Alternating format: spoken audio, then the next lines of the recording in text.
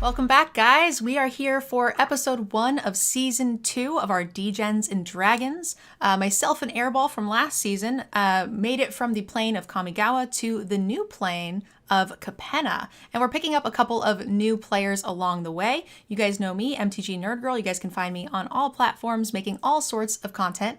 And then Airball? Yeah, AirballMTG on Twitch and AirballMTG on YouTube. Astrals? You can find me at AstralsFlame on Twitch, Twitter, TikTok, and Instagram. And Veggie, what do you do? I don't know. But you can find me at VeggieWaggon on all of the things, except for Twitter, which is VeggieWaggon Yee. And MoxRuby, our DM? Hi, everybody. You can find me on other people's channels, but also MoxRuby on pretty much all the social medias. Awesome. And all of us are mostly Magic the Gathering content creators, but we all have a deep love for D&D. So we're kind of mixing the best of both worlds here, and we set up a D&D campaign in the world of Magic.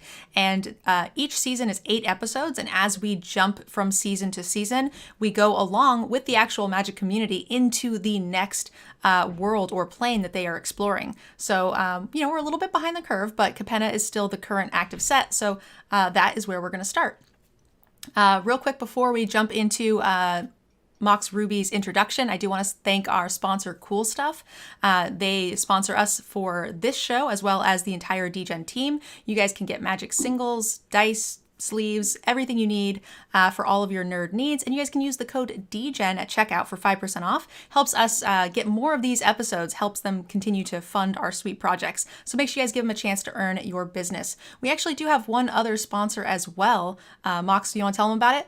Yeah, sure. I'll tell you about our next sponsor. Hey, y'all, this episode brought to you by Hank Yoshido's Mechs and Machines. Come on down to our new location, located just a few blocks from our old crater location in the Tawashi Town Center. Hank's M&M is the first names is your first name in cars, trucks, motorbikes, vans, semi-sentient machinery, thundering colossi, runaway freighters, oval chase dragsters, and smugglers copters. Not to mention top-of-the-line upgrades for your wheels, treads, boots, rails, feet, engines, and sexy Roombas. So come on down to Hank Yoshido's Mechs and Machines, Kamigawa's most trusted source for you and your crew cost. Well done. Very well done. So now that we've had a word about our sponsors, let's go ahead and let MoxRuby take it away while we start our very first episode here in Season 2. Ladies and gentlemen and everyone else, welcome to New Capenna. When last we left our heroes, Jen and Airball had been transporting Greasefang, a wanted criminal from the plane of Kamigawa, and when last we saw them, they stepped out of a portal and into an alleyway. Dark, dingy, damp, looks a lot like a Batman comic, and perhaps looks a little bit unwelcoming, but to Jen, this looks like home. It is probably what we would call close to 11 or midnight at this time.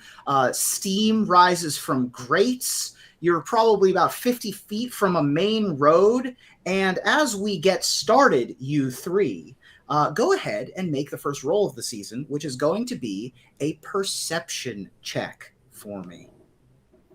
All right. My perception check is going to be awful 7. I got a 15. All right. Jen, it's kind of just you're just excited to be home, right? It smells awful. It smells like wet garbage. It's cold, but like not cold enough. It's damp, but it's not damp enough to really need a coat or like a jacket. You're also wearing the wrong clothes as you just left Kamigawa in kind of the middle of the summer, and it was like a nice summer night, and you get here and it's kind of gross and dingy and it's like 50s and it's not good, but it feels like home, and that's good enough for you. Airball, you're not as distracted by the trappings of New Capenna, and so you are much more able to take in your surroundings without the distraction. And what your mind tells you, what your keen senses and your calculating, literally, mechanical mind tells you is a number of things. One is you are not spotted. There is nothing around you that saw you appear in this plane of existence from an extra dimensional portal, which is very nice. The other thing you notice is Greasefang seems unharmed. She is, a little surprised to be in an alley that is kind of dirtier than where you guys just came from, but again, no worse for wear. But the thing you notice most is the main road that is maybe 40, 50 feet from you is full of activity. And this would not be unusual for most who come to Capenna late at night, as the clubs are bustling, the bars are open, the shows are probably letting out, or some of the shows probably just opening.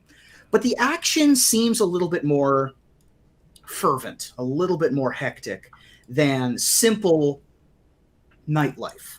But it is far enough away that you're not noticed, and it's not terribly distracting. Okay. Okay. Sorry, go ahead. Oh, after you. I was going to ask if I can pick out what anyone's saying from this distance with my Android hearing. With a 50 feet away, can't hear anything specific. You do hear shrieks, perhaps screams, but that could just be excited bargoers, right? That could be bachelorette parties. You can't really suss out the meaning of the noise from this distance. Greasefang is just excited to be in one piece and looks at you and says, "All right, here we go. We got the plan. Where are we headed, team?" All right. So we've got Greasefang in tow. Here's an image of our companion at present. So, So I'm going to go ahead and turn to Airball and suggest we better get Greasefang to Obnixilis sooner rather than later, before any of the other crime families start to find out that he's here. That seems sensible to me. Where do we go? All right, we're going to head to my boss's mansion. I think that's probably the best place to find him. Okay, I'm going to have you make a survival check, Jen. This is a nondescript alley. You don't know exactly where you've spit out, but this is your backyard. You know the city like the back of your hand. So go ahead and make a survival check for me. Only an 8. Okay. From your current surroundings, you don't know how to head to an Obnixilis safe house or office or anything like that. You'd have to get your bearings a little bit more about you. Okay. I think we should head towards the biggest group of people, head out in the direction that we think is going to be the street or the market, find where the food is being served, and I think from there I'll be able to get a better idea of where we're at. Okay, I'm following you. Okay. As you guys walk more towards the main road, the noises and the sounds become more discernible. You can certainly figure out more of what is happening. It is not merely the excitement of New Capenna. It is not merely that people are having a very good time. What is in fact happening is chaos. There appears to be people running away from something. Women in nice dresses very clearly have fallen into puddles and are running. Some of them are carrying heels in their hands. Men in nice suits have taken off their jackets and are running away and looking back over their shoulders. And as you look over in the direction of where they're looking, you can recognize a large festival kind of situation building where I don't think you would know specifically what this building is, but you can tell that it is very clearly a place that people go to have fun, but some sort of disaster has happened inside of this building. There's smoke rising from windows that are shattered. There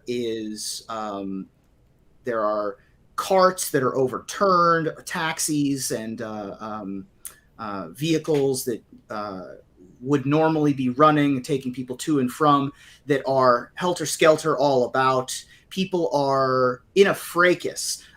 You see a man who has a cut under one eye, a woman who is hobbling a little bit as she runs away, and that's what you see in front of you.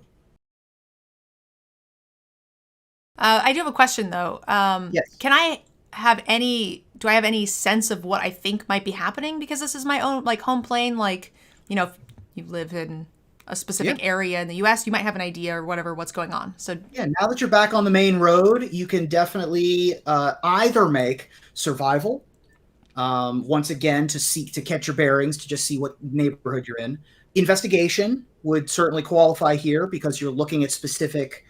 You're looking for road signs. You're looking for any sort of business that you might recognize, any of that kind of stuff, or general perception if you're just trying to catch a wide swath of what is in front of you. So any of those, I think, would qualify. And we're set. Okay, I think I'm going to go ahead and run an investigation check because I do have +1 to that. So hopefully I can roll a little bit better. And we did 19 for a 20 total. Okay. Investigation. You look around, you see the telltale signs of the party district of New Capenna. You're in the Metzio, which is in the middle, which means that you're not too far from any Ob Nixilis headquarters, though anyone who lives in New Capenna wouldn't necessarily know that other than you because of your relationship to him. But it's not going to be too hard distance-wise to get to where you need to go. But you'd also see bars and casinos and ballrooms and big fancy convention center kind of places that sell beads and jewelry and costumes and masks. You know that you are dead center in cabaret territory. And something has gone wrong at a extremely large venue. And with your 19, even though you may not have ever been here before, you know that this is Jetmir's place. Jetmir is the guy who's in charge of the cabaret. He is the head honcho of this family. And something has occurred within a ballroom or facility in cabaret territory that looks like an attack. Looks like some sort of possibly terrorist activity, possibly some sort of incursion of a military force into the middle of a party. And now all of these party goers are scattering like cockroaches, trying to get away as best they can. All right. Can I pull aside the guy who had the cut under his eye and ask him for details? What is it? Yes, I'm trying to get away. Excuse me, sir. Would you please be able to give me any details about what's happening in the center of town? Oh, good heavens. Well, they came out of nowhere, and they started attacking the heathens, and they just came in and looked like they were going after some of the people in the upper balcony area. Can't imagine that they would try to assassinate Jetmir and Jenny and all of the others, but perhaps that's what they were doing. In any case, there were many of them, and they came in and they began trying to attack everyone. It was madness. Did you get a good look at what they looked like? I didn't get a good look at all. It seemed like they were thugs and ruffians is what they were. And did Jetmir get away? I could not tell you anyway. I didn't see Jetmir all evening, but knowing him, he certainly could escape away. Okay, why don't you run off to safety? Yes, thank you. Okay, goodbye. And he sprints away. Airball, I think we should check it out. If this could be my boss, And if it isn't, I'm sure he's going to want to know what's going on. I think so. That seems reasonable. What do we do with him? I'll drag Or him. her, Greaseback. I'll drag her. I'm just along for the ride. Listen, we are already here. What am I going to do? Run to my house? He has a point. He kind of needs us at this point. Also, I think he's got a pretty sweet deal with... Yeah, the contract's been inked. It's going to be okay. You don't need to worry about me. All right. So, yeah, I think we should head into the fray and see if we can kind of figure out who's doing what here, and then we can take that report back to Nixilus. So, the three of you going against the stream, against the current of partygoers who were having a nice night out, and suddenly whatever happened occurred, are running opposite you as you slowly stride towards this cabaret venue. Does not appear as if there's any constabulary on the scene yet. Doesn't look like there's any cops here just yet. Very recent, whatever has happened here. And you can see that the building is still partially on fire. There are bits that are smoldering. People are still exiting the venue. There are girders of the building that are creaking as if threatening to collapse. It's a very dangerous building that you're standing outside of right now. And as you look inside, go ahead and make perception checks for me. I got a 7. Okay. All right. I got a 9. What was the roll again? Perception. Perception, which I have 0 of. So yeah, 9. Okay. 7 and 9. I mean, it's a hugely hectic scene. What's up? Sorry, Ruben. I forgot to add my 4. I have an 11 total. 11. So above a 10. So you're going to get something here. But you're not going to get a ton. I mean, it's so hectic. It's smoke covered.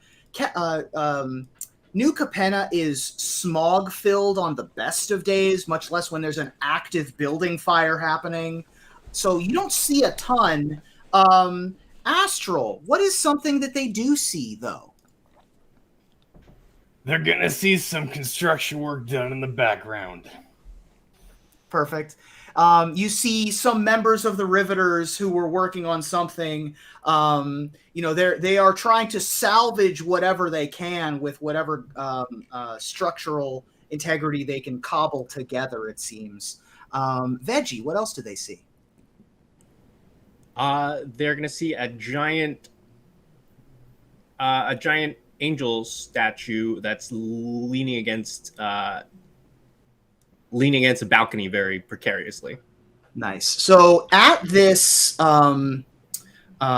venue, there are some amazing, gigantic Gothic Art Deco statues. One of them features an angel, resplendent and very column-like. It looks like the damage, whatever was done here, if there was an explosion or some sort of underground attack, has caused that structural integrity to start to lean. And those construction workers have started setting up the scaffolding that they had in place for their construction to try to put the angel statue back at least into a stable position until Osha can come down. The god of New Capenna, Osha. But just behind the statue and this scaffolding, backlit by flames, a little bit in the moonlight, you see 3 figures running along the top of the scaffolding, escaping, perhaps even making a daring escape, over the top of the building. Is there anyone underneath the angel who's in danger if it falls? No. Everyone who was here has made their way out. It doesn't seem like whatever has happened is in imminent danger of hurting anybody, except for the construction workers, perhaps. But it seems like all the civilians are safe. Okay. So the 3 figures, you as Magic players know that the 3 figures that are running are Elspeth, Vivian, and Giada, running away from the adversary's attempt on Jetmir's life, as the adversary instigated the crescendo in New Capenna. However, you as characters have no way of knowing this. But those are the characters that you see outlined in silhouette running away from whatever is befalling this place, and they run out of sight 150 feet from you, many floors up, and there just seem to be other people escaping this dangerous situation. Fortunately for you, it seems like there are no civilians who are currently in danger. Does not look like there are many, or if any, bodies on the ground. Does not look like there's anybody who remains dead or completely injured, which signals to you that this must have been a targeted attack of some kind. So my character would have no knowledge of these people, given that he's from Kamigawa? Would you have ever seen any of these characters before? Vivian or Elspeth? I don't think you would have seen Vivian or Elspeth before. Certainly not at 150 feet. Okay. But I can make out that they're two women and a little girl. Correct. Okay, then I suggest that we go after them because they're running away and they seem like they need help. Do they seem like they need help? It looked like they're the bad guys in this situation, right? Make an insight check. My instinct would be that they were the attackers. Insight is, of course, 0. Man, my stats suck. I have a 9. I rolled I got a 9 17. Okay. Your tactical mind, Jen, signals to you that they are not being clandestine. They're not being sneaky in their escape. It seems like they're just leaving the scene. You can also tell that the clothes that they're dressed in, they are out for a party. They are not here for an assassination attempt. So while your initial instinct is that they are the instigators here, their body language and clothes don't suggest the same. Okay. Do I recognize Elspeth? Yeah, maybe. What do you think?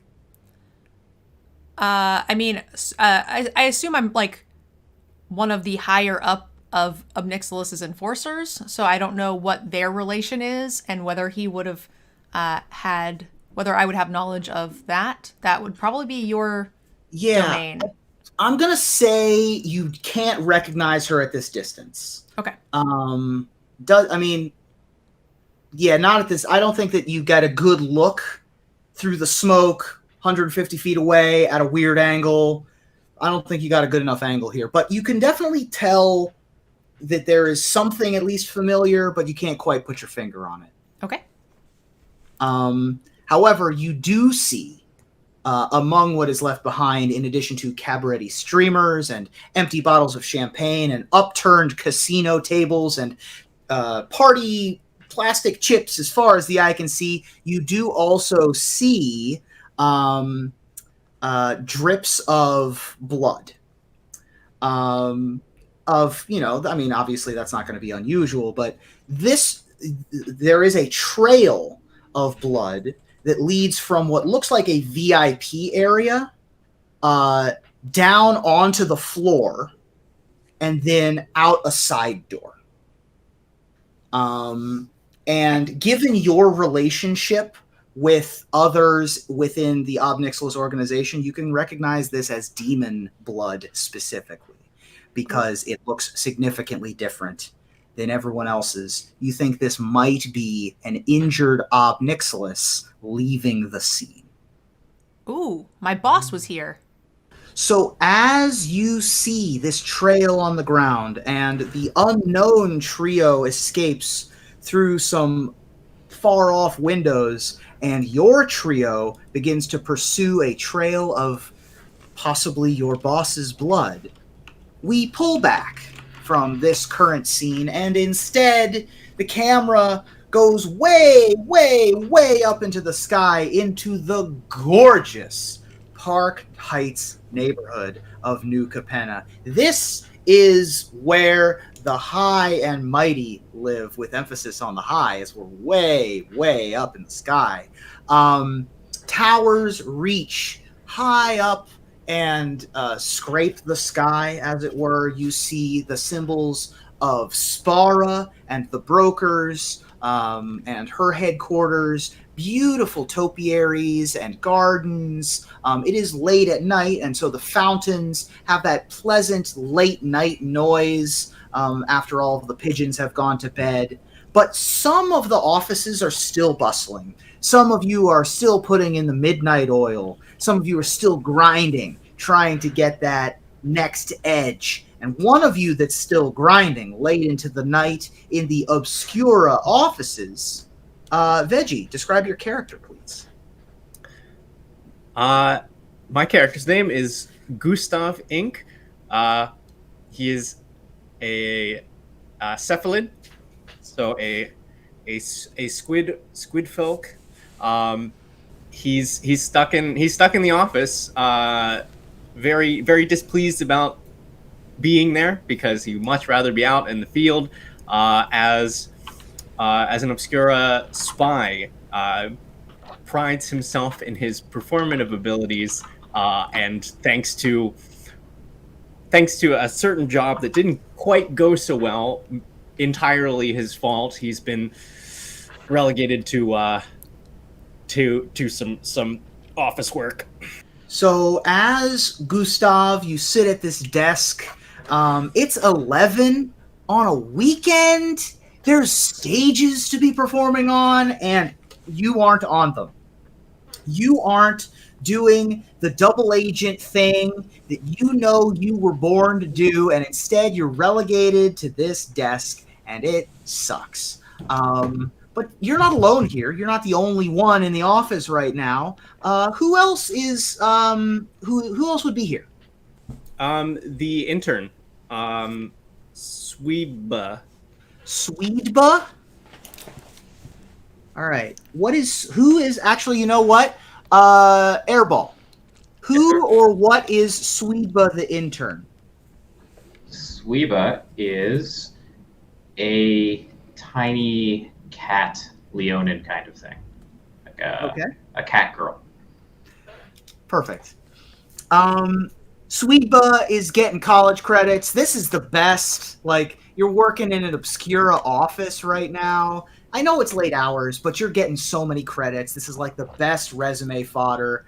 And you're in the office, and it's not just you two. Don't worry about it. There's some other folks around. Who else would be around? Blamp. Blamb. All right.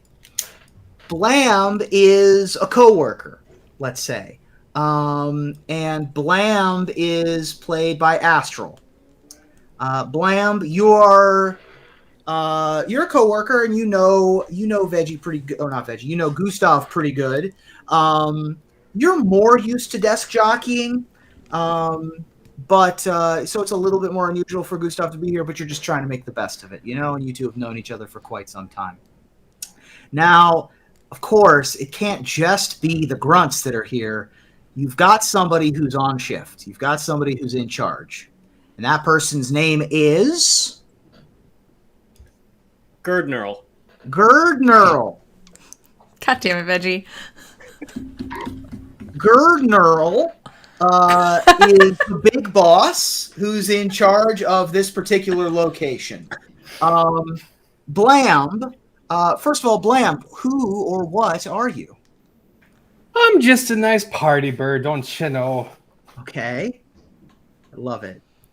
And you two are hanging out, or you three are hanging out. Sweeba and Blamb, you and Gustav are, working the desks. Gustav seems a little down about it, though.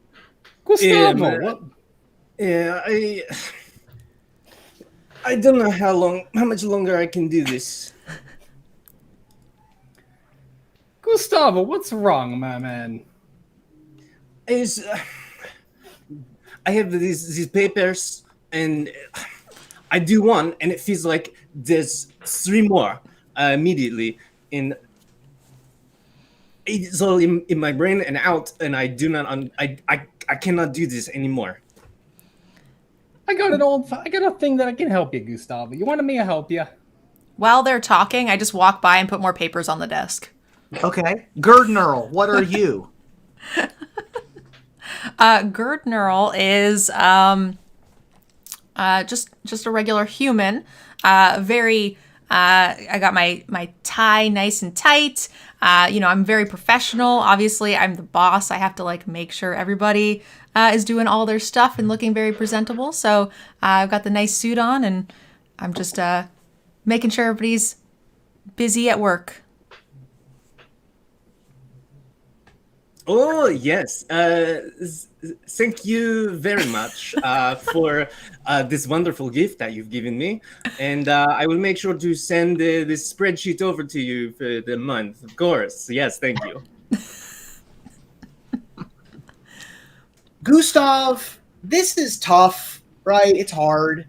And you're a little distracted. And out of the corner of your eye, you see that you have an incoming scry.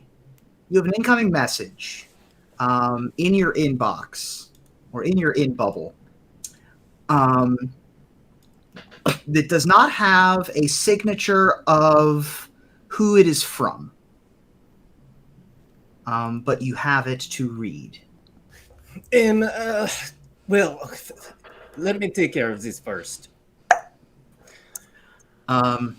Gustav Inc.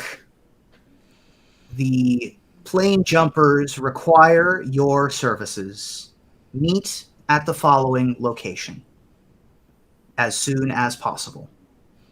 The address is given, or a numeral GPS coordinates, XYZ coordinates of New Capenna are in the inbox. Swedba is peeking over your shoulder. Look, look at that. I'm all done with my papers. I would not worry too much about this message. Is just my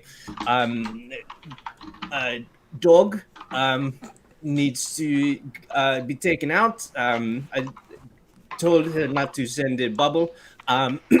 But I think I should go now. And if there's anything that I've forgotten, then you can take care of that. Thank you. Yes, it sounds like you would take that that offer. Well, what's that behind you? Did I see a message there? Yes. Like I said, it's just my cat. Not like not like you. You know, it's just a small cat.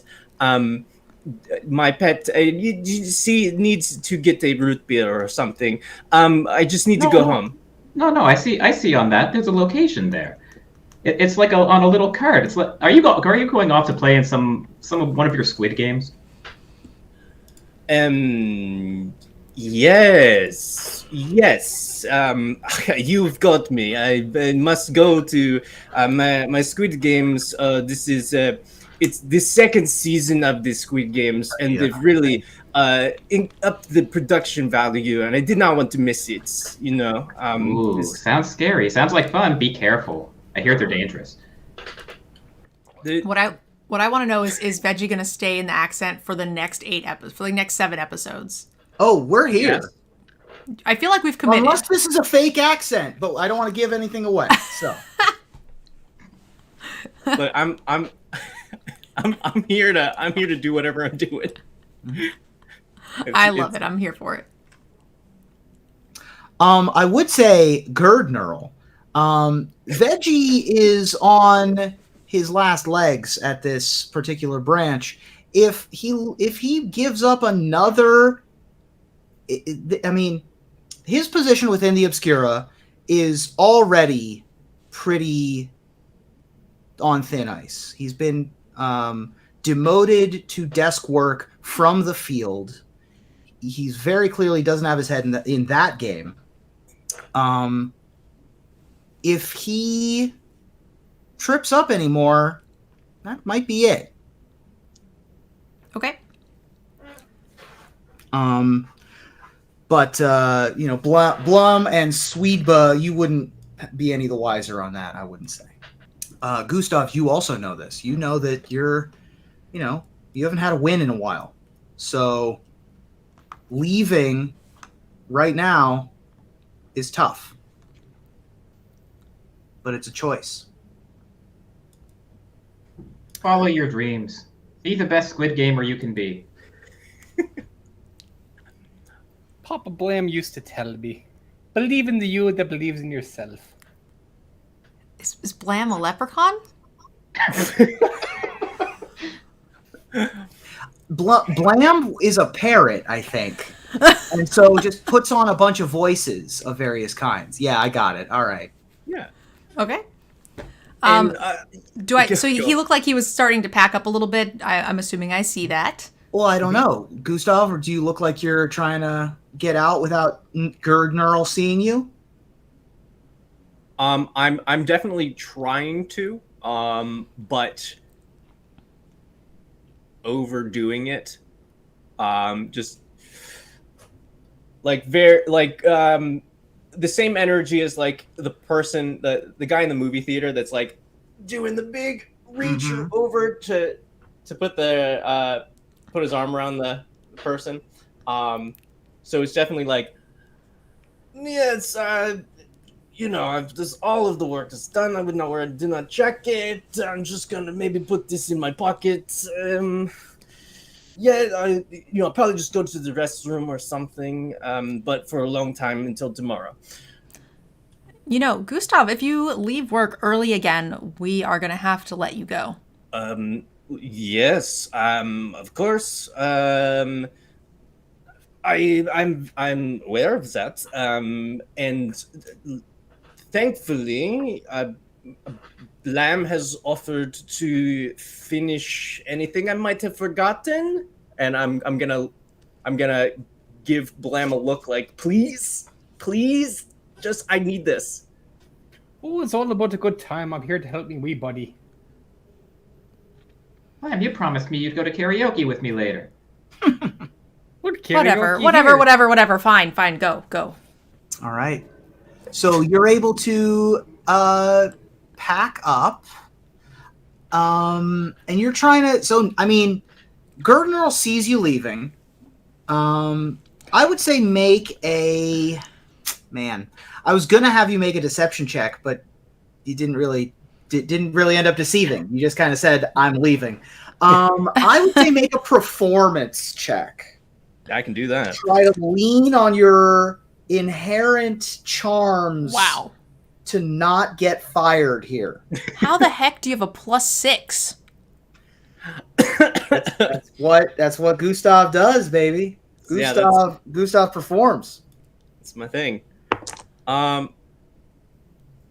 right, I've got an 18. Okay. 18 to performance. He's the lovable idiot in the office, right? So it's you're able to abscond without too much fanfare. Blam, you know that taking on the extra responsibility means more responsibility in the future. So that's good for you. Swedba, I mean, you're just excited to be here. You're a little oblivious to Gustav's whole shtick. But GNerdGIrl's, I mean, you're on GNerdGIrl's bad side. It's not great for you, probably in the office politics situation. And on top of all of that, do you even know what the plane jumpers are? I think that I do. There's a very popular touring company called the Plane Jumpers, PLAIN Jumpers, and I've mistakenly identified this as a casting call for the Plane Jumpers. Right, the Plane Jumper, the famous improv troupe, the Plane Jumpers, known for their performances at the Third City Studio here in New Capenna. You think that you're getting a callback to join this illustrious comedic troupe, It's not until you get outside and realize that the bubble that you've received spells it differently. And the location that's given is not in Cabaret territory. It is in a interesting and odd location within the Metzio. And as you leave Park Heights, you sort of leave the friendly confines of well-trimmed shrubbery and well-kept sidewalks and head back down into the main city, the real Capenna, as it were. And you can't help but think that maybe, I mean, hopefully you don't have to move to the Metzio. God's forbid. But walking this way, it certainly feels a little less than stellar. Go ahead and make a survival check for me. 10. 10. Okay. I mean, you have the map, right? So you can sort of follow your MapQuest map and get to where it says you need to go, and you come out to what looks like a storefront that sells well-tailored suits and canes and hats and shoes. Looks like a menswear store primarily. And in the address is between that and what looks like a grocer or a bodega that isn't currently open, of course. Neither of these stores are open, but you see the address of 8 and you see the address of 10, and you're supposed to get to 9. And it doesn't look like there's a space there. I'm not sure why we have the even numbers and the odd numbers on the same side of this street, but that's a normal thing that I would not normally be worrying about. This must You're be... in Capenna, that's how it works, baby. This must be community theater, as long as they pay. Okay, and I'll tentatively... you said there's an alleyway between 8 and 10? So there's not an alleyway. There is a small gap between buildings. I would say probably 4 inches, maybe 6 inches wide between the buildings. It doesn't look... There's no door here. It doesn't appear as if there is a... There's no address here, certainly. What can I see down that little... Do you have night vision? I have dark vision, yes. Dark vision. Okay. Give me those big eyes. Check. With those big, yeah, you get that big squid eye. Perfect. So you peer down and get an 8. Okay. I mean, can't see much. You don't see anything out of the ordinary. There is perhaps a rat scurrying down the wet as some of the gutter runoff comes in between these two buildings, but you don't see anything untoward here. Hello, Mr. Rat. Are you the casting director?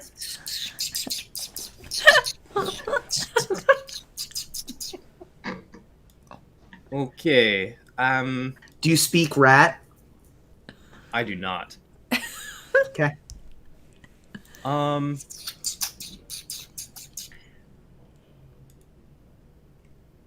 It comes up to the edge of the building and sort of looks at you a little bit. So I've performed with the Barkites players, and I had a small background role in a Jennifer picture. She was not involved with it, but that's not important. I went in such a rush I did not bring my resume, but as you can see, surely you have invited me here, so you've heard of me. The rat will come out and like sniff at your tentacle feet, and circle around you, and it'll stand up on its hindquarters and will nose at you. Go ahead and make an insight or animal handling check. Okay. My insight's a little better. 10. Okay. You think that this rat is nosing towards what is in your hand, which I assume is the map. Like I said, it's not my resume. I've left that in the office, but maybe you were supposed to walk me into the green room. Can you show me on the map where we are headed? Now The rat- offer up the map. The rat leans into the map, looks at you, looks you up and down, and as you look at the rat, it transmogrifies and unwild shapes into a gorgeous elven woman, dressed in what can only be described as like a cat suit, right? Like a skin tight black cat burglar situation. And she untransmogrifies and she says, "Oh, you must be with the plane jumpers. Come on with me." And she turns sideways and becomes two-dimensional and starts going down this very narrow alleyway. Yes, that is me. I am one of them. All right, Slime, enough talk. Come down the alley. I will. I'll squeeze my liquidy body into the space and kind of sideways saunter down behind her. And you can just do that, right? I think that squids can just do that. I'm pretty sure. I saw this on Animal Planet once. Yes, canonically, the cephalids are very Squishy? not like shape. They can't shapeshift, but they're very malleable. Great. So you go down this alley, and you end up. There is a door in this 4 to 6 inch wide alleyway that you couldn't really see from the street. Big double door, and this shadow opens it, and inside is a resplendent study, overstuffed chairs, lovely bookshelves, and you see that it's mostly empty. There is a fire lit, mostly empty, but you do see a very elderly man with little Coke bottle glasses currently sewing with a needle and thread the arm of an enormous man with reddish black skin and huge horns. And he looks at you and he motions to the chair and says, "Take a seat. We'll talk." And then we will cut to the Chaldea.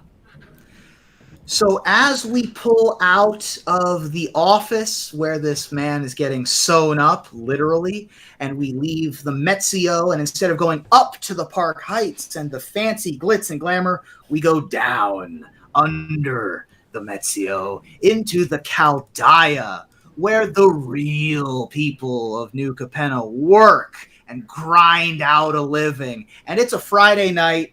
And a Friday night at 11 p.m. in New Capenna means one thing, and that's fight night. And there's a bunch of people at Ziatora's Proving Ground this evening. Big capacity crowd of like 250 in this warehouse, all sitting on crates and boxes up in the rafters. There are people poking their eyes in through the windows. You got a couple of bird people who have like perched themselves looking down through a hole in the roof of the warehouse, and it is an amazing sight. A fight is currently occurring right now between just the roundest person you've ever seen. Human, but like just sausages. Like these just shaped like sausages. Big neck that looks like a tire. And he's slugging it out in there with a rhino person. And this rhino's got like a crooked horn, missing an ear. Both of these guys are huge, just 300-pound people, and they're slugging it out. They've got makeshift gloves on, and the crowd is absolutely loving it. There's a big betting board, maybe 20 feet long, and like 5 feet tall, tons of chalk marks, tons of bets. There's a guy with popcorn and concessions walking up and down the aisles. People are shaking fistfuls of currency. And it is a crazy situation. And waiting in the wings, talking to his fight manager, is who? Yom Dargla Fireway, but I go by Yom. Yom, you, well, tell us what you look like, Yom. What does pre-fight Yom look like? Pre-fight Yom's in his favorite attire, working day and night in his workshop chief uniform, always ready to give it a bet. Bit of a red scale from a strong background there, and he's got a bit of a grunt on the shoulder, but he's happy to help. And when the time's a-coming, someone needs their new shoes to last forever, he'll take it for a little dip in the right time of night.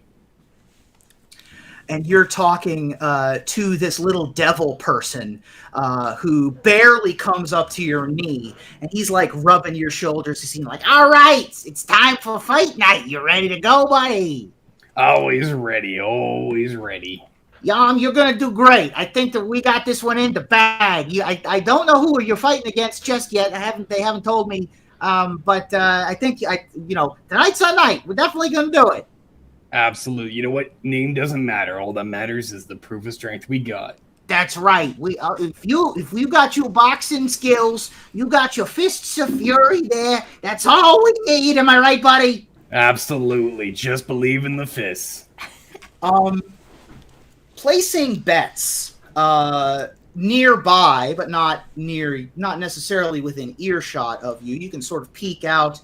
Your locker room is a makeshift space beneath some of these crates. So it's not like you have perfect privacy, but you've got a little bit of something. As your let's say, what should my character there be named? Archie. Your fight manager Archie is hyping you up. But there are lots of other people here. Not the least of which are who? Anyone else? What do you think? Let's say some bettors. Let's say there's a high roller bettor who's going up and making a big wager on the next fight between Yom and Rex. Let's call them Rex. And so Yom and Rex is the next fight, and we got a big high roller coming in. NerdGIrl, who is this high roller, and what are they looking for in this fight? The next this high roller is she's actually here to place a bet for someone else. It's not actually my money. I'm betting for my boss, but actually it's just stolen money. Very nice. And you get to the front of the line and says, would you like to make a wager? Yes, I would. Actually, my boss would like to put in a wager of 500 gold. I'm assuming we're still keeping gold from the works for me D&D world here. 500 gold from my boss. He would like to put it on Yom. Oh, Yom to win? Okay. 500. I need to get to my manager real quick. I don't know if I can handle that much at one time. Just one moment. Can I handle this many dollars at the same time? Okay. I guess so. I don't know if I can count this high. You sure it's 500? We just had a good feeling. Okay, all right. Thank you. And this youngish human takes the money and holds it in his hands and looks terrified, and like carefully takes it back and like fills out all the paperwork and gets your ID, and you get your betting slip. And you are, of course, escorted to a ringside seat, or any other seat, should you so choose, to witness the fight after this one. Great. Thank you very much. Of course, madam. Who else? Well, I assume Rex, who I think, if Rex so chooses, is kind of in on a little scam here to go down in the third. Yeah, so you can make eye contact across the ring at Rex. Rex is thinking. Rex is an elemental made out of rocks. He's a brick elemental. He looks like a Williamsburg, Brooklyn brick. Can I curse? Sure. He's literally a brick shithouse, and literally is a house person. And he's got gloves over his bricks, but he's sitting over there and he's getting his rocks massaged. That sounded bad. He's getting ready to fight, and he makes eye contact with you, the high roller, across the ring, and gives a curt nod.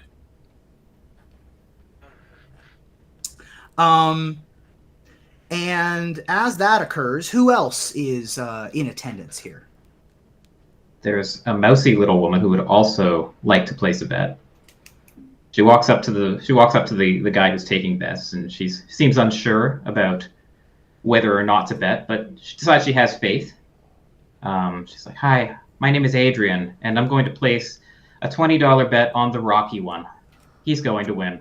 Oh no! No! I made him Rocky! We have to end the show.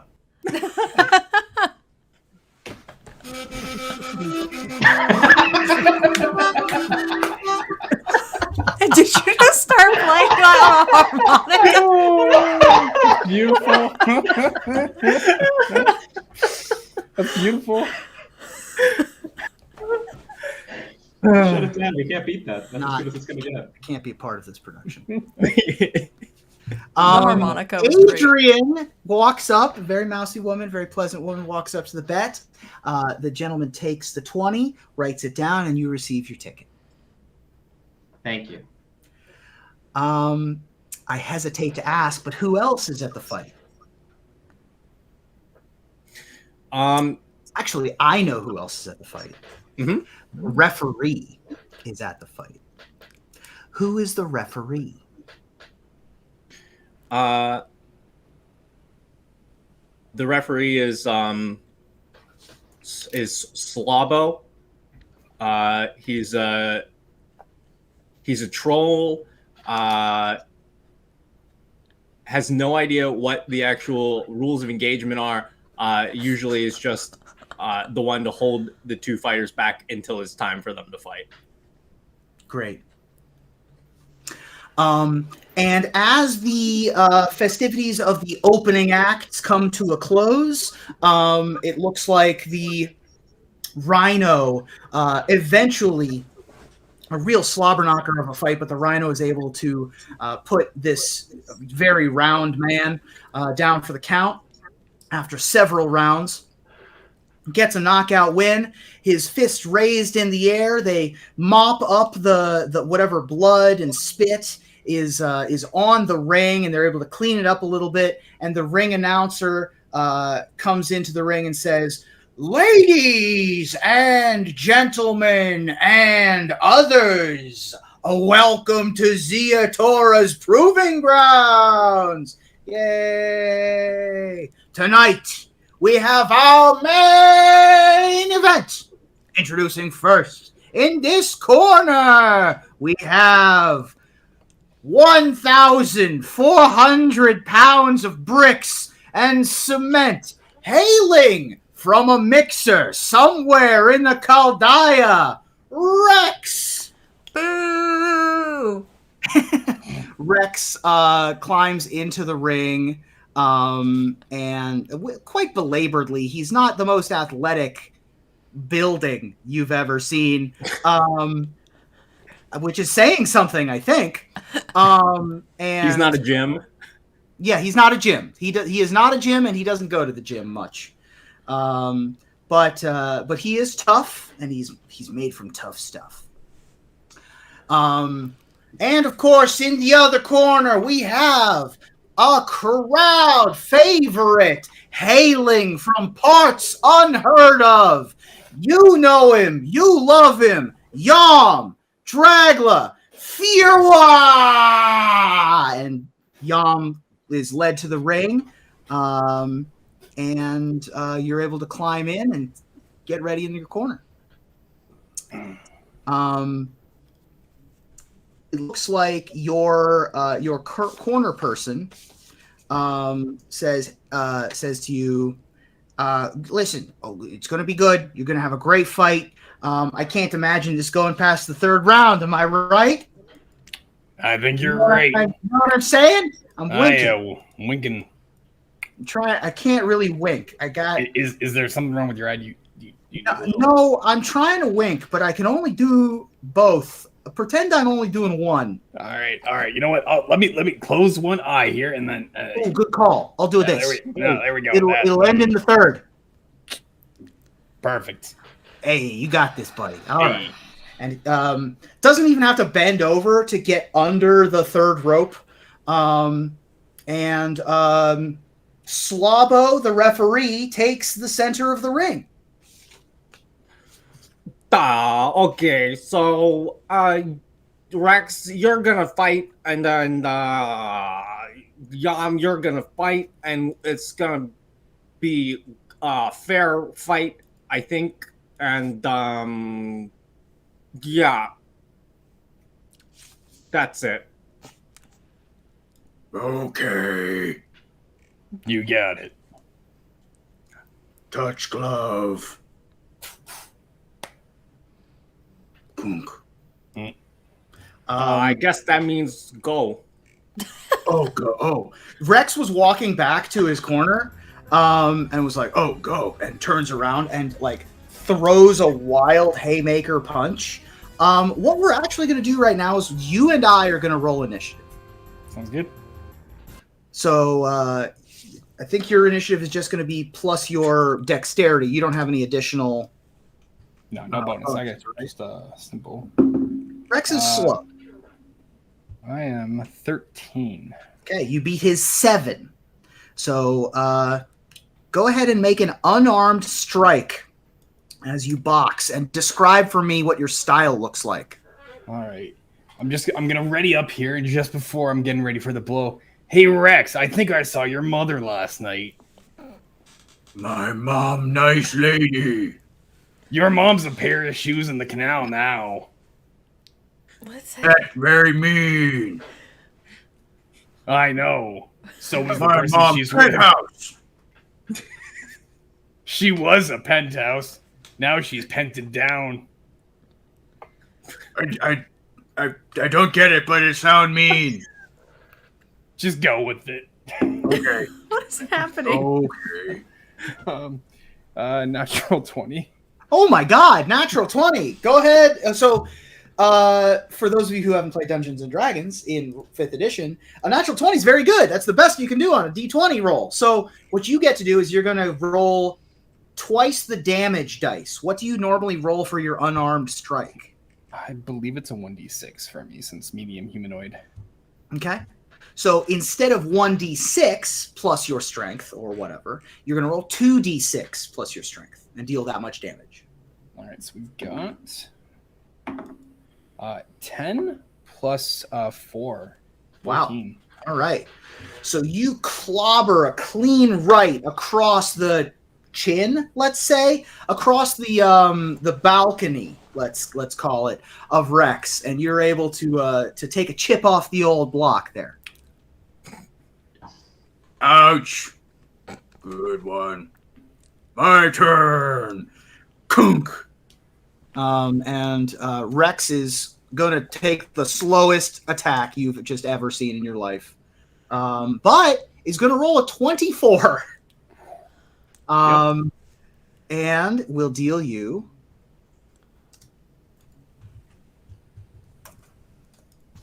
10. All right. And this is non-lethal. These are just heavy hits, right? And so you two go back and forth, and that's going to constitute the first round. Is by the end of that round, you dealt 14 and he dealt 10. Looks like you won that round for sure, and you take a rest, and you're getting some water squirted in your mouth. And your corner man says, "Hey, just keep your eye on the ball. Things are going to be great. Once you get to the third round, that's when we're going to really put on the gas. Am I right?" You're right.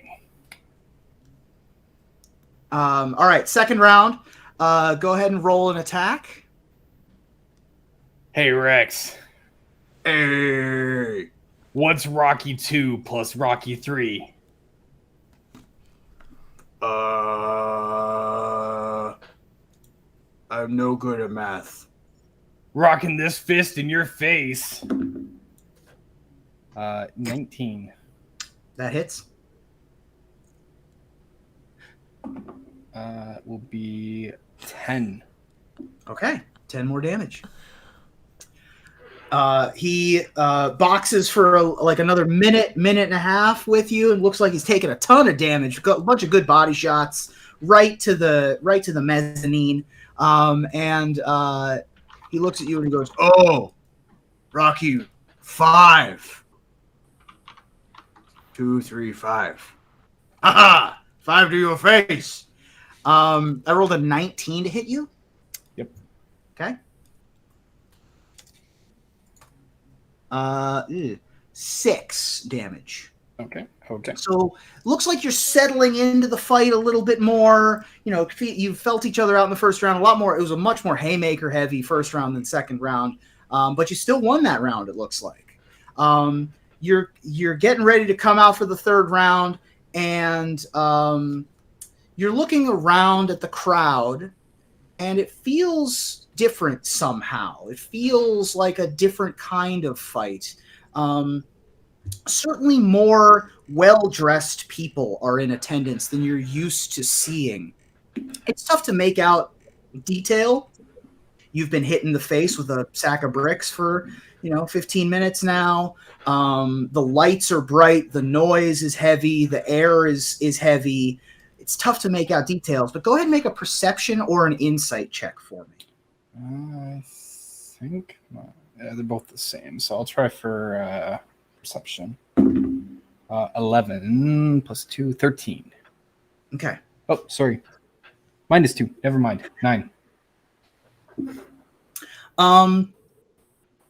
You don't know exactly what's going on, but you see a lot of nice shoes. Like, there's a lot of nice shoes here. Like, you're looking down on the edges, the aprons of the ring. Just a lot of nice shoes. More nice shoes than you're used to seeing. It's interesting.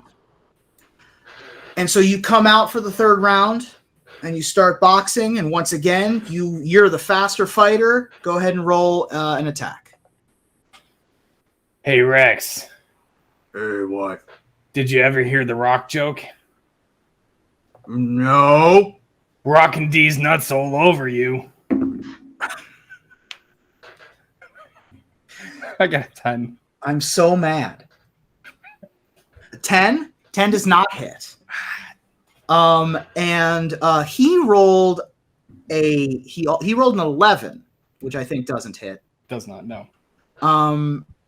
But now he's going to roll performance.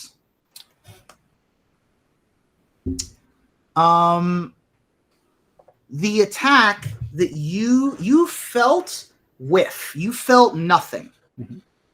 But as you feel nothing, you see his face turn and do a very good sail on this punch. And he goes, "Rock these nuts face." And falls over backwards as if you knocked him out. But you know you didn't. The crowd goes crazy at this. Rex is a pretty hefty opponent, even for someone such as yourself with a great record. And Slabo goes over and counts him out. One. He's out. Yeah! The crowd goes wild. Adrian. Rexy! I need Rocky! I need Rexy! Yeah, you can clamber into the ring and take care of your beloved there. I love you! I'm Sorry. sorry. I'm sorry. I'm sorry. And the well-dressed high roller woman calmly walks up and collects a lot of winnings. After the fight ends and you're lauded and presented with your portion of the purse, a courier approaches you and says, "Mr. Yam, I have a telegram here for you. You should read it. Can you read? I assume you can read. I can read. Okay, here's your telegram. See ya, bye."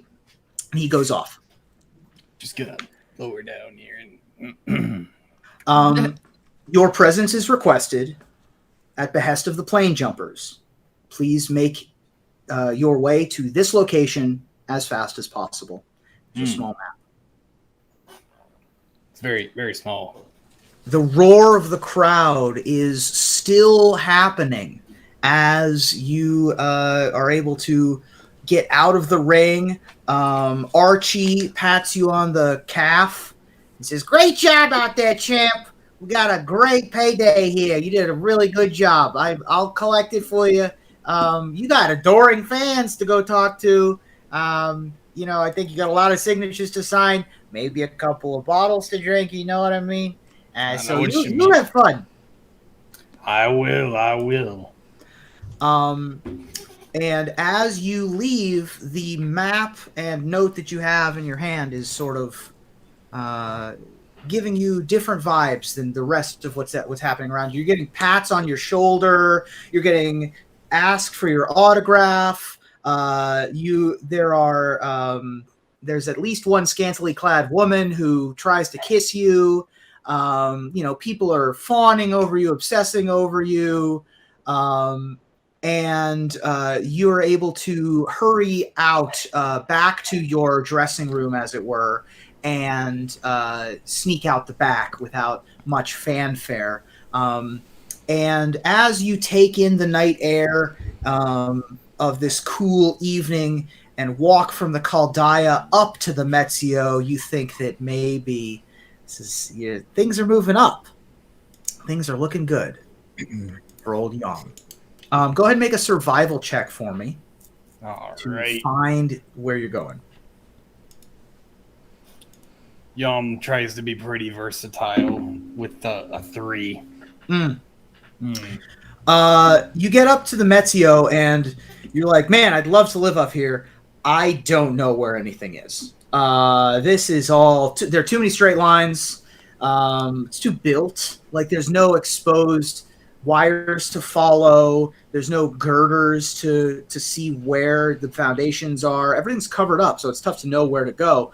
So it takes you a little while, but eventually you hear the sound of commotion, and you're like, well, if there's noise over there, maybe that's where I'm supposed to go. And eventually you're able to follow this crowd of people away from... There appear to be several emergency situations that have all happened here in the Metzio. kind of simultaneously. There was a fire at a party. There appears to be a building collapse on another side of town. There was police have been called to a break-in. So there's a lot of stuff all happening all at the same time. So it takes you a little while to get to a location that you see is a small gap between a tailoring shop and a bodega. OSHA definitely didn't approve this. So you are presented with a similar situation to Gustav earlier. What would you like to do? I'm going to ready my trusted weapons, and I'm going to take a quick punch. Maybe I can widen the path a little bit. Okay, go ahead and make some attack rolls. We'll start with one attack roll. 8. 8. I mean, it's a wall. I would say that you hit the wall, but it doesn't do much damage. Also, it's been a minute since you've punched something without gloves on. And you just had a fight, so it's a little, a little sore. But you do make enough noise that it rattles the side of the building. And emerging from this gap is what appears to be a small rat that comes up to you and sniffs at you.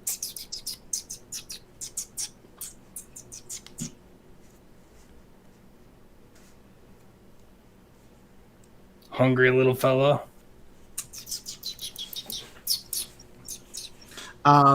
Looks at you, sniffs around at you. You don't smell great, but they're a rat, so what are they going to do about it?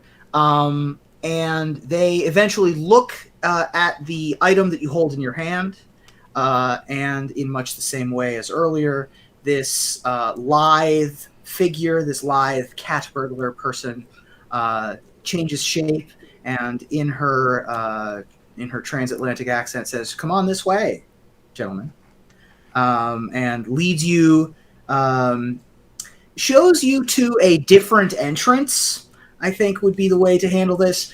Probably opens a sewer grate that allows for a basement entrance to this office where you are led to. And in the office, you see 3 figures. You see a terribly old man whose face looks like folded clothes, sewing up a enormous demon in a pinstripe suit with rings on every finger and just like black sclera with pinpoints of fire as his pupils. And the third figure you see in that room is a sort of bookish, I would say, cephalid I'm picturing suspenders, but they are there and sort of like using their tentacles to look at the books on the shelves and things like that. Not long after the sewer grate is replaced, Airball and Jen, along with Greasefang, Jen, you know what this is. This is the safe house, and you followed the trail of blood to where in this direction, but the water of the rain and the drainage made it an impossible trail to follow, but you know the direction in which it was headed, which is this particular safe house. And you arrive at Obnixilus's office as well. And as you knock on the door and are welcomed in, Obnixilus smiles and says, the gang is all here. Excellent. Who is... Oh, that is... I don't think Obnixilus knows the Greasefang is coming. No, Obnixilus definitely doesn't know yet. He sent me there to do a favor for the Wandering Emperor, just to get some brownie points with the leader of another plane, and that's all he knows. This is my first time back. Got it. So, in the room right now, I will describe the 3 NPCs, and then I want you all to describe your characters in as much detail as you feel is appropriate. First, we have Obnixilus. He is in a black pinstripe suit, just a big barrel-chested man with a double-breasted suit and 3 buttons undone. Heavy injury to an arm. It looks like he might also have a black eye. He has his shoes off. and he looks to have sustained some injuries of some kind very recently. He's being attended to by a small, elfish, half-elvish human, tough to tell, very old, maybe even gnomish, with sort of like a Caesar ring of hair, stark white hair, Coke bottle glasses on his nose, sewing up the arm of Ob Nixilis. And walking in are 5 figures. The first of which is a female Nizumi, gang leader in a biker jacket with a symbol of the Okiba gang on the back. This, of course, is Greasefang. And she walks in and like finds a seat and kicks her feet up and gets comfortable. And then the other 4 of you are standing there. Jen, please describe what they see. So Jen is just a normal human, an enforcer. So a little bit scrappier looking, a little bit bulkier. Picture Vi from possibly the League of Legends, the Riot show on Netflix. So I like to punch things. I like to intimidate people. Just your typical enforcer. What is your weapon of choice? Right now I have... It's been a minute since season 1. I kind of forgot. I have a longsword currently. Great. Airball. Yeah, so it's a stocky-ish small android with pale skin, a tattered but well cared for uniform. It might have been yellow once, but it's not anymore. It's seen some shit, and he's just taking in everything going on in the room. All right. And then everyone else in the room, Gustav, what do they see? Gustav is a cephalid of the new Capenna variety and not the Dominaria variety. So mostly humanoid, but with some facial tentacles, wearing suspenders that are holding up a very odd pair of, I guess, pants. It is one full leg of pants, and the other is cut. The other leg is cut off, where like essentially short shorts would be. So it's like it's one full leg and one almost not leg, and is wearing a fishnet crop top that his body like occasionally like flows slightly through and then recedes back through the netting, and occasionally in his face you can see a little bit of color change, not like very prominent, but it sometimes fluctuates between like some reddish colors and some bluish colors. And finally, Yam. So Yam is kind of like stocky in build. Scales are reminiscent of a red hailing from the plane of Jund. He's a Viashino from there. Coming in terms of work, he's with the Riveteers. So his work is that of a work chief. That's his every day. That's the day. That's the night. What Yam lives and breathes is what he does. But even then, he's still got a little bit of a knack and a small soft side for the nice and shiny. So he's often carrying around a little trinket that was back from Jund and has been since refined at Capenna through his artisan work with the Riveteers. Nice. And in addition to whatever you typically have on you, whatever portion of the purse that Archie didn't pick up and gave to you, you would have on you as well. Whatever that is, you can certainly choose to decide. I don't want to force you to have all of the money on you. And Gustav, you have your sending stones, you have your ledgers, any of the office supplies that you may have wished to bring along with you as well. And as you come in, Ob Nixilis shoos the doctor away and asks the doctor to leave. And the doctor very kindly says, "Hello, everyone. Good to see you. Make sure he doesn't tear open those stitches, all right? And he will exit. Obnixilis surveys the surgeon's work, puts his hands together up to where the rings are, and places them on his belly, and says, "Oh, so you've got the message from the plane jumpers? Yes. Good. Jen, it is good to see you again. Trust your mission was successful." Yeah, I have some news to talk about, but I'll let you deal with your company first. Sure thing, of course. Well, first things first. Who is the rat person? The rat person is Greasefang. This is one of the gang lords or gang bosses that the Wanderer wanted us to put down on that mission you sent me on. Yeah, hey, how's it going? Nice to meet you, Mr. Nixilis, I think, was what they said. Ob, my name is Ob. Don't call me Mr. Nixilis is the demon that created me out of fire and brimstone many thousands of years ago. You don't have to call me that. You brought them here for what reason? I didn't really see a better way to complete the errand that I was sent on, so I thought we could actually make some use of him here. If not, we can get rid of him. What? That wasn't part of the deal? I don't want to get... Don't worry, it's not a problem. We don't get rid of you. We have to see exactly what we can use you for. We can have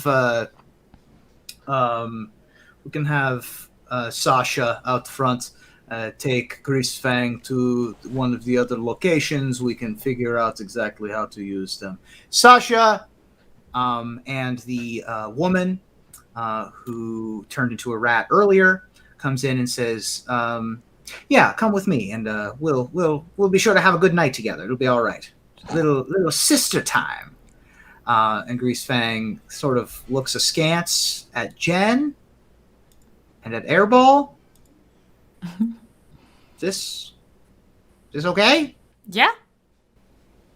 Have fun. All right. See you later, I guess. Weird. This place is weird already. And Sasha says, "So you're a rat person. I also am a rat person." And they leave. Obnixilis puts his hands back over his stomach. He must stand 9 feet tall when he's standing. He's, he looks like he might just be made of titanium. For those of you that have never seen a demon before in the flesh, it's quite intimidating. But he is injured, demonstrably. I didn't. And he is calm. He doesn't appear to be skittish in any way. He says, "Yes, well, good job on the mission, Jen, and I am very pleased to have you back. Having good help is going to be harder to find. You came back at a very odd time for me. I tried a thing, and it didn't really work. I think I got one of the 5 of the leaders overall, but it did not. I was trying to get them all. I was trying to kill every gang leader all at the same time, because I knew that as soon as one of them was targeted, they would all be targeted, and they would all feel danger approaching them. So I tried, but it didn't really work. The one that I tried to hit was Jetmir at the party. There was a big party at his gardens, and when I got there, he had a bunch of security, which we knew about, but there were some amount of extra-planar, multiplanar defenses in place, which I didn't know about. He must have friends on other sides of the worlds. And when that triggered and I left, I immediately got a message from Project Lightning Bug in Ravnica, which pinged heavy interplanar activity at the gardens at the time. I said, well, I'm here. I didn't see exactly what it was, but we should get some people on this. They sent you, which I'm very grateful for. They sent Airball. It's good to see you, sir. I heard you were on the other mission. Greetings. Greetings. Nice to meet you in the person now. And then we had two locals who were here already, which I guess are you two. Hello, my name is Otis. It is a pleasure to make your acquaintance. I don't know either of you, I don't think, but feel free to introduce yourselves. The name's Yog Drugler. Bless you. Yes, I'm sure that you know of me. I am the great Gustav Inc. I'm very hungry right now. Where's the craft services? I can get you some food if you're hungry. Let me see what they have laying around. He pulls out like a paper bag that has like sandwiches in it, or like whatever is left of, if you get like a bunch of sandwiches for lunch, there's a bunch of like halves of sandwiches in this bag. He says, this is what I have for now. I'll get something later. It's been a weird evening, and I also can't really leave right now. So it's not a this is a non-union gig, yes?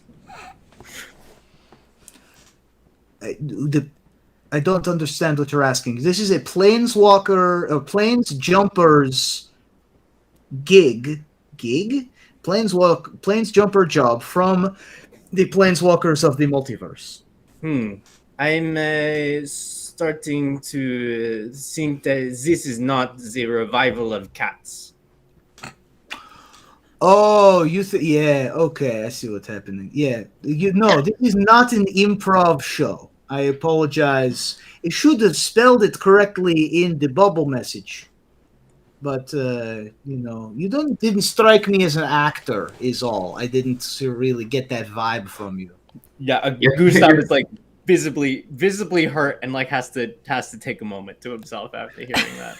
Well, I can say that your tentacled brethren are very popular in videos back on my plane of Kamikawa. They have some of the most popular videos on the Kaminet.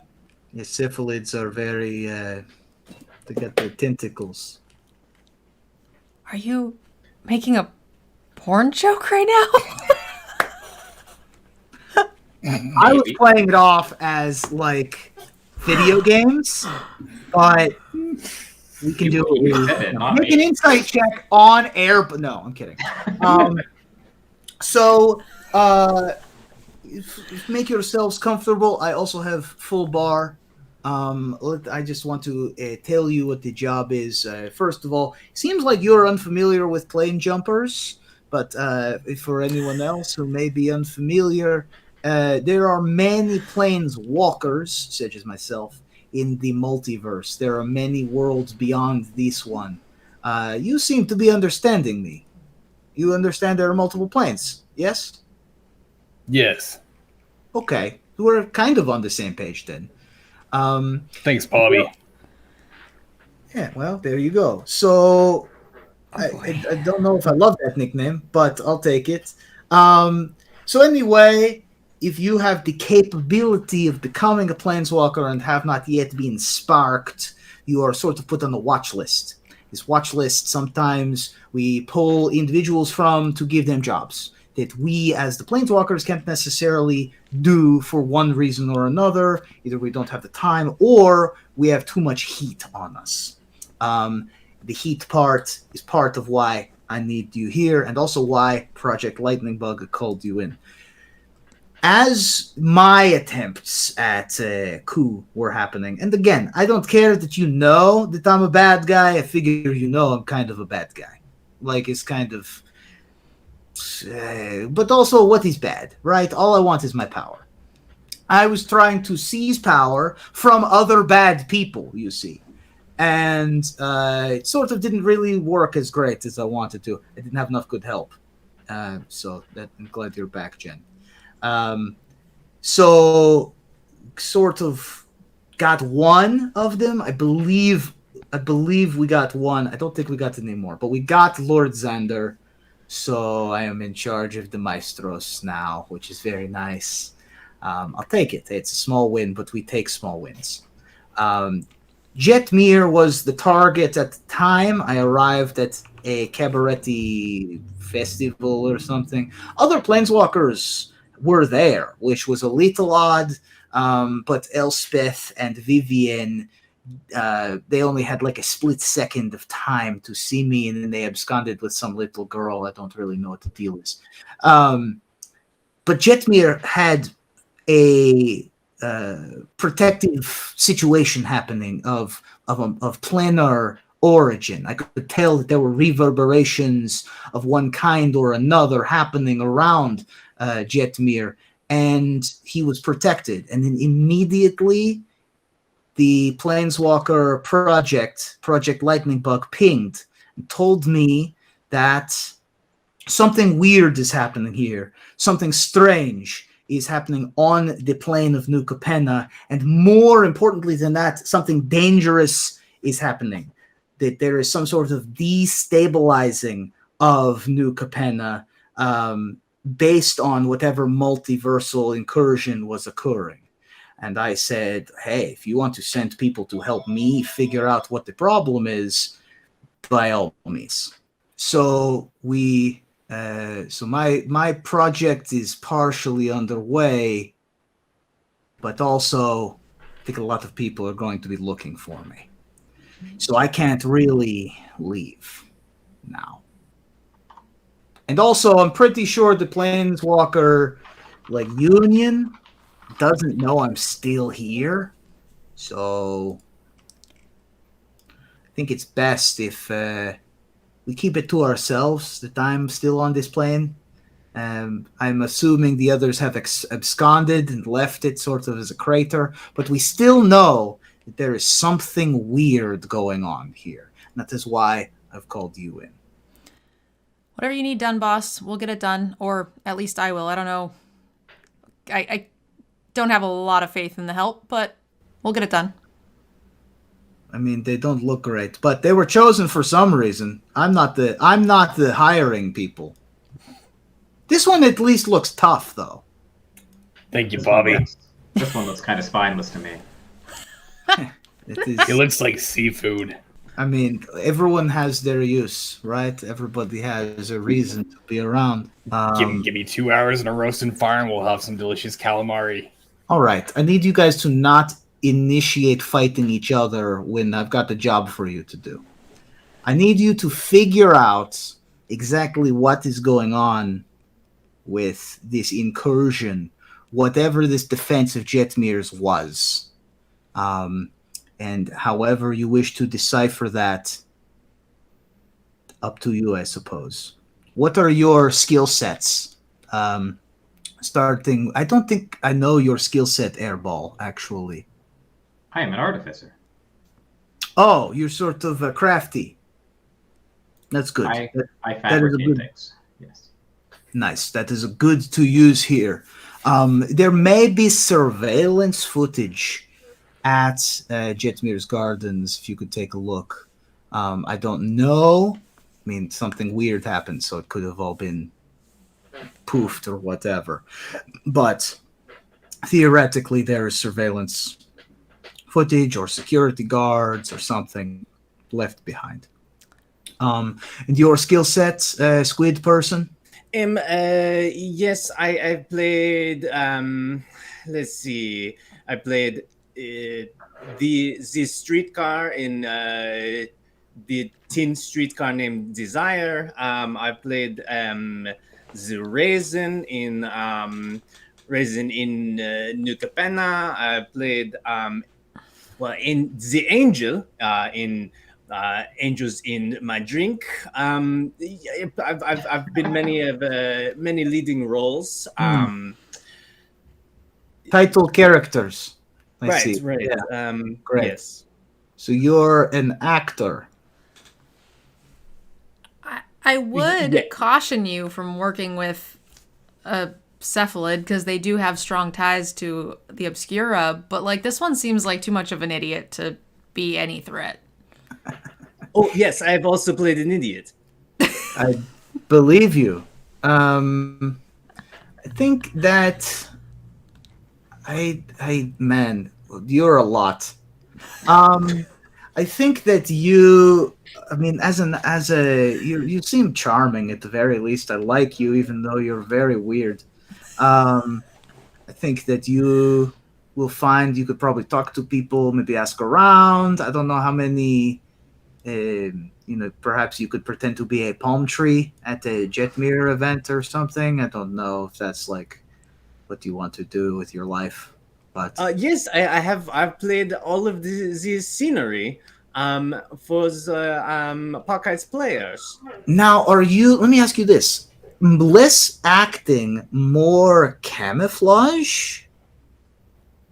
Are you able to stand next to that bookshelf over there? Oh, do you mean this one? And his skin changes slightly brown. Okay. I mean, that's pretty good. Like, we can go with that. That is usable, right? That is something I can use, right? Camouflage, a little bit of hidiness. In addition to, being like you walk up to a group of people and you just confuse the crap out of them, right? Like, I assume that happens a lot. And you know what? Yes, that does happen very often. I don't know why. Yeah, distraction as well as scenery. I like it. Okay. And you punch things, one would assume.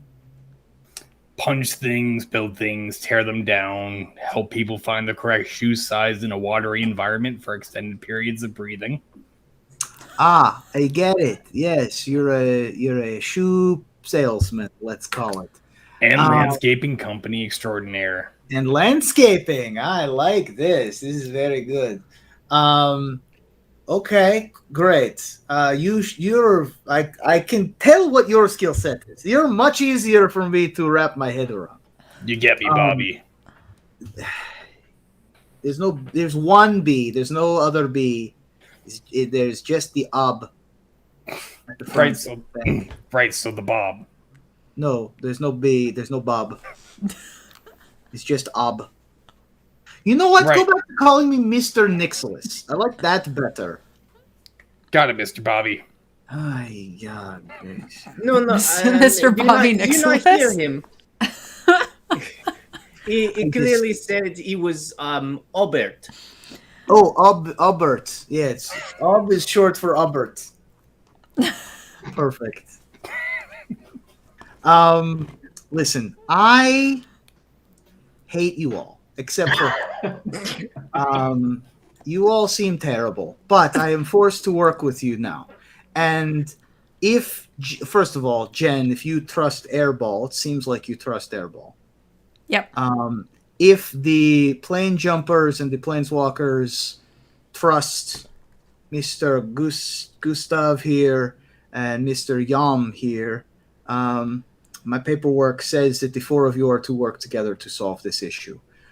And if you are able to do that, I am at your disposal as it pertains to hiding places, supplies, medical attention, information, whatever it is that you require on my end. So you will be the boots on the ground, not those kind of boots, regular boots on the ground to find out what the fuck is happening, because I don't know and no one knows. And if Project Lightning Bug pinged and immediately sent me a message, it's a big deal. We'll figure it out. We'll start with Jetmir's place and go from there. See what he has lying around. I might need some muscle. Airball's the brains. And I might need a snack. Yeah, see what Jetmir has lying around. Oh. It's right. It's a good one. That was I some was doing the thing that you were doing with the words. That was some cool stuff. I appreciate it. Oh my god. So get your snacks, get your coat or whatever. But if you need to come back, Jen, locations of safe houses. Feel free to ping me, and I will be there. Sounds good. All right. Good luck, team. I believe that the Jitmere Gardens are probably going to be swarming with law enforcement at this point. I have a few people on the inside. I can give you their names and their identification to be able to help facilitate a little bit. So we'll finagle it a little bit. Before you go, though, if you three could wait outside for just a moment, I'd like to talk with Jen about something real quick. The three of you are out in the hallway. I'll come back to you after I have a little chat with Jen. So I told them the information that they needed to know. All right. The job as described is the job as described. I have a secondary job that I need done. Now that Lord Xander is gone, I have access to the archives. I do not have the ability to go there because they are also going to be swarming with police. And even though I know a lot of people, I don't know everybody. And if people find out that I'm still on Capenna, there's going to be questions. There's going to be problems. Inside of Xander's archives was something that Elspeth was looking for. I don't know what it was, but she was going to risk her life to get it. If she is going to risk her life to get it, I want to know what it is. It's important that I know what it is before the whole goddamn Gatewatch shows up and ruins everything about this beautiful place that I now call home. So, if you can find a way to get into Xander's archives in some way in this investigation, perhaps tell them that you need to use the archives to do research or whatever. I don't care. Whatever it is, find what she was looking for and bring it back to me. Okay. What resources do I have if it's something large? What resources do you have? Do you mean large as in like the size of a vehicle, or do you mean large as in it's like a big deal? Large as like a statue or a person that I won't be able to sneak out in my pocket?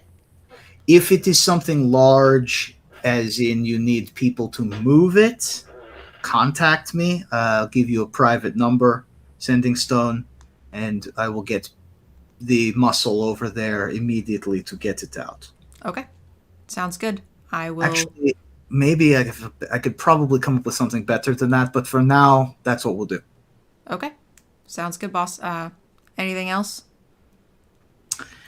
It's all I know so far. I know all I know is what I saw. I dropped in. I had Jetmir in my sights, and he was freaked out, understandably. I showed up ready to kill him. And then something got in the way. Some sort of film or bubble or something protected him. And then he was gone in a flash. It was fast and it was surprising, and I didn't recognize exactly what the magic was that was used, the technology that was used. I don't know how he did it. All I know is that it wasn't something he could do according to my scouting. Okay. Well, so something is weird. We'll take a look at it. Are you worried now that you've killed Xander that the rest of the bosses are going to come after you? I think the rest of the bosses don't know. So I don't think that they know that I'm still here. I think that they may be paranoid. They may be defensive that I am still on the plane, but they don't know how to fight me. They don't know how to come after me. And if I stay hidden, then they won't come on the offensive. They'll be defensive. It will be difficult to get any of their cooperation. It'll be difficult to get into any of their compounds if they have any information. The one that works for the Obscura, maybe he can get things from within Obscura. The one who works in Chaldea, I assume he's a riveter. If you get information from riveters, perhaps he can do that. Are you not worried about working with people from other families? No. I don't care about their loyalties. If they're not loyal to the Plane Jumper organization, then they have a worse problem coming than any loyalty they have to the family. Okay. I'll keep an eye on them just the same. I appreciate you, Jen. Do you need anything else from me? You need a new kit? You need any like a cell phone? Tickets to the baseball game, anything? So I just got back onto the plane. I have no stuff here. So yeah, I could use a phone and some cash for bribing. Oh, easy. I'll get to a briefcase. He opens a drawer, pulls out a bunch of petty cash, plenty to handle any amount of bribes that you would need to do over the next, at least the next day, certainly. And hands you a sending stone that is burnt. It is a burner sending stone, and it has a direct line to his office. Okay. That's everything I need. I'll see if I can take care of this and get back to you. All right, good job. We'll see you soon. I will probably have to hole up here, at least for tonight, but you can get a hold of me now. Sounds good. The three of you who are out in the hallway, were any of you trying to do anything while you were out there, or were you waiting patiently? Want to make friends with the cephalid? Maybe see how his life's going if he's up to things. So, Gustav, right? Yes. I'm sorry about the calamari joke. I know it was a little selfish. It was in poor taste. I think the taste might be a little poor if we try to eat the friend here. The name's Yom. How's it going? It is fine. I'm a little bit confused, but I sort of figuring it out as we go. So, what have you played before? Have you done? You look maybe on like the production side, with the face and everything. I assume you would not have been on the stage. Never center stage, always a little bit back. I did have a starring role though once. It was a major production of Shoes Meet Water. Beautiful melody. You could hear the scream of the crowd of one gurgling, if it were, as they went down and down. We had a 5-star rating for all of one show. That was I'm not so familiar. Is it off Obway? More like off and under. I'll show you sometime if things go south. Oh yes, that would be great. Thank you. Anytime. Now I do have to ask. Maybe you've been here before or something. Did you see which way the rat women went? I think they went to rat-a-tat-tat. That's the tattoo parlor for the rat people? Yeah. It is now.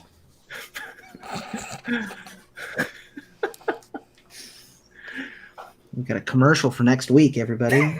Yes. Yes.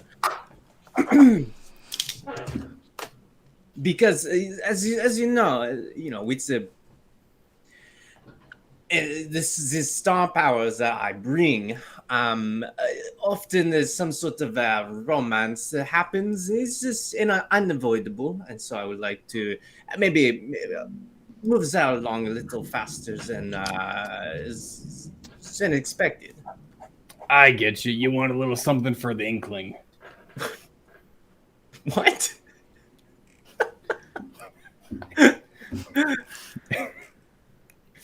Yes, I understood exactly what you said, and I agree with it. At this point, I'll rescue you. At this point, Jen comes out of the office. Obnixilis hands over the satchel that has something in it, and you are able to make your way out back onto the streets of New Capenna. Two of you are familiar with the location, so it is not difficult to head back to the site of Jetmir's party. At this point, things have cooled down. The fire department has arrived, and any exposed flames have been put out. There are police who appear to be investigating, and some cabaret guards of one kind or another, or at least agents of the cabaret, are posted up to make sure that nothing is being stolen or vandalized or anything like that. What would you like to do? First things first, I'm going to go try to head towards... Why am I forgetting his name again? I'm going to head towards Xander's neck of the woods, I think. Oh, okay. Want to go to Xander's instead of Jetmir's? Yeah, well, I think he said he tried to attack all of them at once, so I'm assuming he killed Xander at Jetmir's party. So there's going to be all the heat's going to be there, and I'm guessing Xander's headquarters are probably going to be less difficult to deal with, and we'll let things cool down and go back. Yeah. So there is a cordoned off section outside of this party. And there is a chalk outline on the ground of a large demon vampire shape where once Lord Xander's body presumably was. And it is well cordoned off and well protected. The closest maestro's facility, I don't know that you would know. Were you a maestro before Obnixilis, or were you always an Obnixilis person? I assumed I was always an Obnixilis person. I didn't have much more backstory than that. Okay. So this would be some sort of underworld connections check. I would say you can make a charisma check. And this will quantify your history within New Capenna of knowing people enough that they would let on to where something clandestine like a maestro's location would be. 21. Easy enough. You look around the area, and it is the Metzio. This is the party district, and the cabaret are not the only ones that party. You know of a bar near here that is well known as a maestro's hangout, and with a 21, you also know that it features a speakeasy. And that speakeasy tends to be where many of the maestros, higher-ups, and made men typically like to have afternoon drinks and have some of their meetings. And so you know that that is a likely place for some powerful members to be. All right. I know where to go, guys. We need to go to the speakeasy and see about finding out what happened to Xander. Why do I keep forgetting his name? We got to find out what happened to Xander and see if we can break in and get some stuff. Okay. So you're able to head across town. Not across town. It's much closer than that, actually.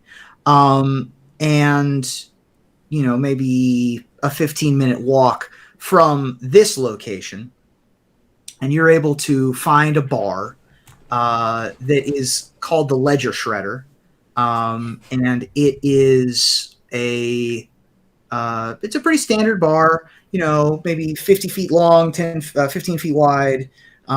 Pretty dark in here right now. It's very clean in here. This is like the kind of place that lawyers go after work. And there's nobody in the bar except for one well-dressed young woman, blonde hair pulled back into a bun, black vest, white cuffed sleeves, and she's cleaning the bar. Okay. Can I help you with anything? Yeah, I was wondering if you had a more private area to possibly get a drink. Oh, I mean, we have a VIP section. It's right over there if you're interested. We don't. I mean, the bar is pretty empty at this point, though. So I don't know if any. I mean, the whole place is kind of a VIP section right now. I see. Well, I was supposed to meet somebody, and they told me they were going to be here, but they're certainly not here now. Do you have a name? They didn't give me one. They just told me to find them here. Interesting. Well, sorry I can't help you. That is a shame. Okay. Well, I will have to come back when the place is maybe a little bit more busy. I suppose so. Sorry. Have a good night. What's the best way to move forward? Do I just start heading to the back? If you know how to get into the speakeasy, then sure. I mean, I know it's a speakeasy. I feel like it can't be that hard to figure out. Can I make a check to see if I can find out? So your options here would be, if you want to look around the building and see if you can see a secret door or something like that, that would be an investigation check. Yeah, I'm still inside, so I'll look around inside to see if there's a door. Most of the speakeasies I've been to, the normal ones have doors inside. So, wait, did you Nerd Girl have real life speakeasy experience? Yeah, they have them around. All right, roll at advantage. Okay. It was an investigation check, so yeah, you have real life speakeasy advantage. What are you? 15 and 17. Mox Boarding House has a speakeasy kind of hidden door. Kind of. That's true. I mean, that's as simple as that. I've been to other like downtowns where they definitely have little there was a wall of kegs, and that opened up into like a downstairs bar, which was pretty sweet. Okay. They kind of exist in most downtowns. What does the Mox Boarding House one look like? A bookshelf that so they have the bar, and then obviously there's a wall behind the bar, and you go around the corner to the walkway where the bathrooms are, and there's a bookshelf, and that just opens up into a little room behind the bar, and they serve you back there. So here at the Ledger Shredder, that is exactly what they have. There is a fake bookshelf behind the bar. Okay, I rolled a 17, so. Yep, that's what you see. Okay, I'm just gonna start walking back there. Excuse me, hold on. Can I help you? What are you doing? I told you I was supposed to meet somebody, and I don't know. You didn't want to help me out, so I know where it's at. I've been here before, so I'll just kind of see myself there. I don't recognize you, but if you've been here before, I guess go ahead. Roll a charisma check. Or intimidate. Roll intimidate. Intimidation's better. 12. Okay. She says, all right, I guess, she sort of cows a little bit and allows you to open the bookshelf. The bookshelf opens up into a beautiful, smoky back room, and there are some shapes there, and many of them turn in your direction. I guess that's where we'll call it. All right, that looks like it's the end of our very first episode. Airball, Astrals, Veggie, and MoxRuby. Thank you guys very much for joining us. If you guys enjoyed the episode, don't forget to check out Cool Stuff and use promo code DGEN for 5% off your order so we can continue running these wonderful episodes. And also, don't forget to check out Hank's AutoZone, right? They moved locations, Hank's I heard. Hank's Mechs and Mechanicals. Yes. Yep. Hank's Mechs and Mechanicals. They need your business, so go check them out. Thank you guys again for watching. We'll see you for episode 2. I'd like to end this video with a special thank you to those of you guys who have signed up for my Patreon. Without my wonderful patrons, none of this content would be possible. If you'd like to support this content and get your name up on the Wall of Fame, you can sign up for our Patreon by using the link down below in the description. Another way you can support the channel is by using code MNG5 with Cool Stuff Inc., where you can find cool stuff in stock. They have everything you need for Magic, board games, and any of your other nerdy hobbies.